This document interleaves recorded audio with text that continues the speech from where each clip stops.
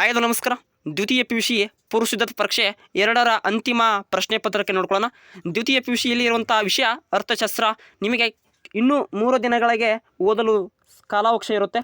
So ಇಲ್ಲಿರುವಂಥ part 1 ವಿಡಿಯೋನ ನೋಡ್ಕೊಳ್ಳಿ. ನಾನು ಇನ್ನೂ 2 ಇದ್ರ ಬಗ್ಗೆ ವಿಡಿಯೋನ ಮಾಡ್ತೀನಿ. ಅಲ್ಲಿರುವಂಥ ಹೊಂದಿಸಿ ಬೇರೆ maths the following 1 word questions, ಹಾಗೆ 4 ಅಂಕದ ಪ್ರಶ್ನೆ ಇರ್ಬೋದು, ಹಾಗೆ 6 ಅಂಕದ PVK ಕ್ವಶನ್ಸ್ಗಳಿರ್ಬೋದು, ಪ್ರೆಸೆಂಟ್ ಓರಿಯೆಂಟ್ ಕ್ವಶನ್ಸ್, ಅಲ್ಲಿ ನಿಮಗೆ ಲೆಕ್ಕಗಳನ್ನ ಕೇಳುವಂಥ ಪ್ರಶ್ನೆ ಇರ್ಬೋದು. ಸರ್ಕಾರ ಹೊಡಿಸಿರುವಂಥ 3 ಮಾದರಿ ಪ್ರಶ್ನೆ ಪತ್ರಿಕೆಯನ್ನು ಕಂಪ್ಲೀಟಾಗಿ ಓದ್ಕೊಳ್ಳಿ. ಅಲ್ಲಿರುವಂಥ ಪ್ರಶ್ನೆಗಳು ನಿಮಗೆ ಪೂರ್ವ ಸಿದ್ಧತಾ ಪರೀಕ್ಷೆಯಲ್ಲಿ ಕೇಳಾಗುತ್ತೆ. ಈ ವಿಡಿಯೋ ಸರಣಿ 1ರಾಗಿರುತ್ತೆ. ಇಲ್ಲಿ ನೋಡ್ಕೊಳ್ಳಿ, MCQ ಇರ್ಬೋದು ಮತ್ತು ಬಾತ್ ಮೀಡಿಯಮ್ ಕನ್ನಡ ಮತ್ತು ಇಂಗ್ಲೀಷ್ ಮೀಡಿಯಮಲ್ಲಿ ನಾನು MCQನ ಹೇಳ್ತೀನಿ. ಸೊ ಅವನು ಕೂಡ ನೀವು ಓದ್ಕೊಳ್ಳಿ. ಈ ವಿಡಿಯೋನ ಕಂಪ್ಲೀಟಾಗಿ ನೋಡಿಕೊಂಡು ನೆಕ್ಸ್ಟ್ ಒಂದು ದಿನದಲ್ಲಿ ಇನ್ನೊಂದು ವಿಡಿಯೋ ಬರುತ್ತೆ. ಅದು MCQ ಮತ್ತು ಅಲ್ಲಿ 6 ಅಂಕದ ಪ್ರಶ್ನೆ ಇರ್ಬೋದು, ಡೈರೆಕ್ಟ್ಲಿ ಕೇಳುವಂಥ ಪ್ರಶ್ನೆ ಇರುತ್ತೆ. ಹಾಗೆ ನಿಮಗೆ ಅಲ್ಲಿ 26 ಇನ್ನೊಂದು ವಿಡಿಯೋ ಬರುತ್ತೆ. ಅಲ್ಲಿರೋ ಒಂದು ಹೊಂದಿಸಿ ಬೇರೆ ಮ್ಯಾಥ್ಸ್ ದ ಫಾಲೋವಿಂಗ್ ಇರ್ಬೋದು, ಹಾಗೆ ಅಲ್ಲಿರುವಂಥ ಹೊಸ ಕ್ವಶನ್ಸ್ಗಳಿರ್ಬೋದು, ಹಾಗೆ ಮಾಡಲ್ ಕ್ವಶನ್ ಪೇಪರಲ್ಲಿರುವಂಥ ಉತ್ತರಗಳನ್ನು ಕೂಡ ನೀಡಲಾಗುತ್ತೆ. ಸೊ ಬನ್ನಿ MCQ ಮತ್ತು ಇಂಗ್ಲೀಷ್ ಮೀಡಿಯಮ್ ಮತ್ತು ಬಾತ್ ಮೀಡಿಯಮ್ ಕನ್ನಡ ಮೀಡಿಯಮ್ ತಿಳ್ಕೊಳ್ಳೋಣ. ಸೊ 1ನೇ ಪ್ರಶ್ನೆ, which of the following an example of micro economic? ಸರಿಯಾದ ಉತ್ತರ ಆಪ್ಷನ್ಸ್ ಬಿ, ಕನ್ಸ್ಯೂಮರ್ ಬಿಹೇವಿಯರ್. 2ನೇ ಪ್ರಶ್ನೆ, ಅದಕ್ಕೆ ಕನ್ನಡದಲ್ಲಿ ನೋಡಿ ಅನುಭೋಗಿ ವರ್ತನೆ ಅಂತ ಕರಿತೀವಿ.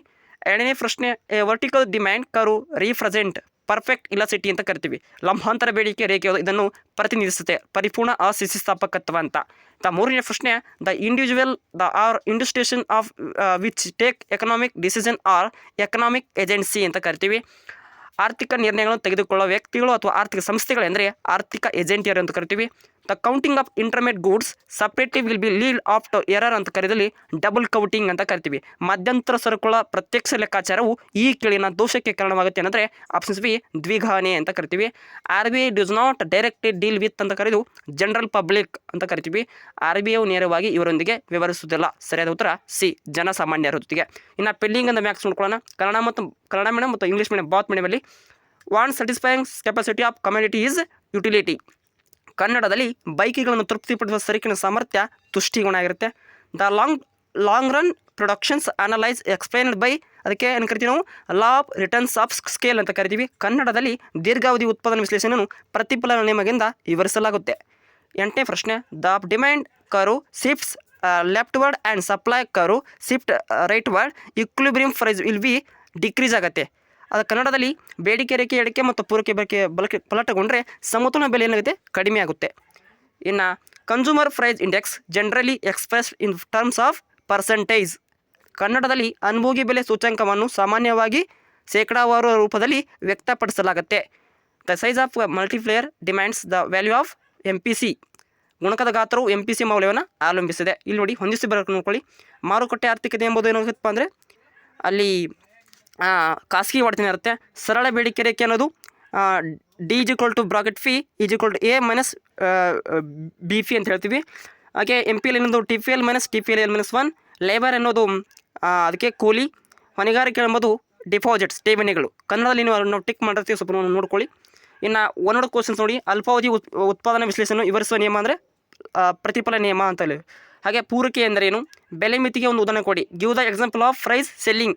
ಅಲ್ಲಿ ರೈಸ್ ಆ್ಯಂಡ್ ವೀಟ್ ಅಂತ ಬರಿತೀವಿ, ಅಕ್ಕಿ ಮತ್ತು ಗೋಧಿ ಅಂತ ಕರಿತೀವಿ. What to mean by MPC = 0. MPC ಅದನ್ನು ಏನೆಂದು ಅರ್ಥೈಸುವಿರಿ ಅಂತ ಕರಿತೀವಿ. ಅಧಿಕೃತ ಮೀಸಲು ಮಾರಾಟದ ಅರ್ಥ ಬರೀರಿ. The give the meaning of official reserve ಅಂತ ಕರಿತೀವಿ, ಸೇಲ್ ಅಂತ ಕರಿತೀವಿ. ಇನ್ನು 6 ಮಾರ್ಕರ್ಸಲ್ಲಿ ಕೊಟ್ಟಂಥ 6 ಪ್ರಶ್ನೆ ಬರೀಬೇಕು. ಪ್ರತಿಯೊಂದಕ್ಕೂ 4 ಅಂಕನ ನೀಡಲಾಗುತ್ತೆ. ಅಲ್ಲಿ ಮೂಲ ಆರ್ಥಿಕ ಚಟುವಟಿಕೆಯನ್ನು ಪತ್ತೆ ಮಾಡಿ, ಹಾಗೆ ಅಲ್ಪಾವಧಿ ಮತ್ತು ದೀರ್ಘಾವಧಿ ಪರಿಕಲ್ಪನೆ ನೀಡಿ. ಶ್ರಮದ ಮಾರುಕಟ್ಟೆಯಲ್ಲಿ ಕೂಲಿ ಹೇಗೆ ನಿರ್ಧಾರವಾಗುತ್ತೆ, very important. How wage determined in the labour marketing. ಹಾಗೆ ನೈಜ GDP 300 ರೂಪಾಯಿ ಆಗಿದ್ದು ನಾಮಮಾತ್ರ GDP 300 ರೂಪಾಯಿ ಆದರೆ GDP ಅನುಪ್ರಸರಣ ಲೆಕ್ಕ ಮಾಡಿ, ಅದು ಇಂಪಾರ್ಟೆಂಟ್ ಇರುತ್ತೆ. ಸೊ ಇನ್ನೊಂದು ಪ್ರಶ್ನೆ ನೋಡಿ, what to mean by externals mention it's 2 types ಅಂತ ಕರಿತೀವಿ. ಬಾಹ್ಯತಳ ಎಂದರೇನು, ಬಾಹ್ಯತಳ 2 ವಿಧಗಳನ್ನು ತಿಳಿಸಿ. ಅಲ್ಲಿ ಧನಾತ್ಮಕ ಮತ್ತು ಋಣಾತ್ಮಕ ಬಾಹ್ಯತಳ ಇರ್ತವೆ. ದ್ರವ್ಯತಾ ಬೆಲೆಯನ್ನು ವ್ಯಾಖ್ಯಾನಿಸಿ, ಡಿಫೈನ್ ಇಕ್ವಿಲಿಟಿ ಟ್ರ್ಯಾಪ್ ಅಂತ. Give the meaning of investment multiplier rights formula. ಹೂಡಿಕೆ ಗುಣಕ ಎಂದರೇನು, ಅದರ ಸೂತ್ರವನ್ನು ಬರೆಯಿರಿ. ಹಾಗೆ ಸಾರ್ವಜನಿಕ ಮತ್ತು ಖಾಸಗಿ ಸರಕುಗಳ ನಡುವಿನ ವ್ಯತ್ಯಾಸ ವೆರಿ ಇಂಪಾರ್ಟೆಂಟ್ ಇರುತ್ತೆ. ವಿದೇಶಿ ವ್ಯಾಪಾರದ 2 ನಿರ್ಬಂಧಗಳು ಯಾವುವು ಅಂದರೆ ಕೋಟಾಗಳು ಮತ್ತು ಸುಂಕಗಳಂತ ಕರಿತೀವಿ. ಸೊ ಇಲ್ಲಿ ನೋಡಿ, ಇಲ್ಲಿ 6 ಅಂಕದ ಪ್ರಶ್ನೆಗಳಿರುತ್ತೆ. ಮಾರುಕಟ್ಟೆ ಆರ್ಥಿಕತೆಯನ್ನು ವಿವರಿಸಿ, ಉದ್ಯಮ ಘಟಕದ ಪೂರೈಕೆ ರೇಖೆ ನಿರ್ಧಾರಿಸುವ ಅಂಶ ವಿವರಿಸಿ, ಸಮಗ್ರ ಅರ್ಥಶಾಸ್ತ್ರದ ಉಮಗವನ್ನು ಕುರಿತು ಬರೆಯಿರಿ, ಹಣದ ಬೇಡಿಕೆ ವ್ಯವಹಾರದ ಉದ್ದೇಶವನ್ನು ತಿಳಿಸಿ, ಹಾಗೆ ಒಂದು ಆರ್ಥಿಕತೆಯ ಆದಾಯ ವೃತ್ತಾಕಾರದ ಪರಿಚಯವನ್ನು ವಿವರಿಸಿ, ವಾಣಿಜ್ಯ ಬ್ಯಾಂಕಿನ ಕಾರ್ಯಗಳನ್ನು ಕುರಿತು ಬರೆಯಿರಿ. ಮುಕ್ತ ಆರ್ಥಿಕತೆಯ 3 ಕೊಂಡಿಗಳನ್ನು ವಿವರಿಸಿ. ಇಲ್ಲಿರುವಂಥ ಪ್ರಶ್ನೆಗಳು ನಿಮಗೆ ವೆರಿ ಇಂಪಾರ್ಟೆಂಟ್ ಇರುತ್ತೆ, ಇದನ್ನು ಕೂಡ ನೋಡ್ಕೊಳ್ಳಿ. ಇಲ್ಲಿ 6 ಅಂಕದ ಪ್ರಶ್ನೆ ನಿಮಗೆ ಈಸಿಯಾಗಿ ಬರುತ್ತೆ. PUK ಪ್ರೆಸೆಂಟ್ ಓರಿಯೆಂಟ್ ಕ್ವಶನ್ಸ್, ಇಲ್ಲಿ ಲೆಕ್ಕಗಳನ್ನ ಬಿಡಿಸೋದಿರುತ್ತೆ.